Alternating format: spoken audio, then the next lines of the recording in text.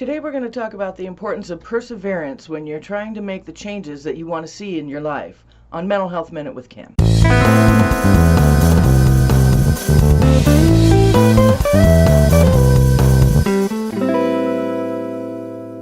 In a previous video, I talked about our comfort zones and how change is never going to happen in there. In order to make lasting changes, you have to step outside of that comfort zone and really put yourself to the test.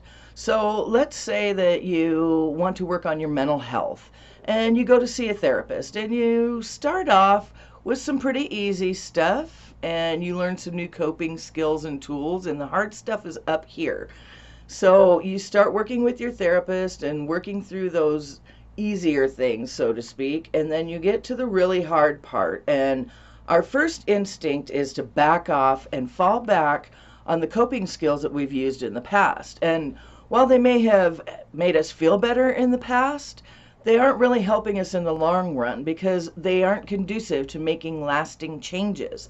When you reach that point where the really hard work begins, that is the most important time for you to push through and really make a commitment to staying outside that comfort zone. In therapy, like in other things in life, sometimes things get a little bit worse or feel a little bit worse before you start to feel better. But the thing is, when you get to that point where you're feeling bad or starting to talk about the hard things or work on the hard things, you really have to push yourself up through and past those hard things in order to make lasting changes in your life. And I'd like to share a quote with you.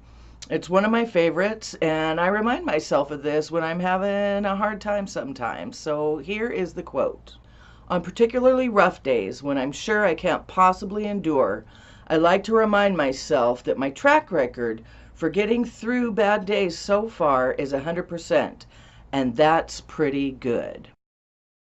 So when you get to the hard part of making changes in your life, and you think that it's just too hard and you can't go on, try to keep that quote in mind, because you have made it through 100% of every bad day that you've had so far.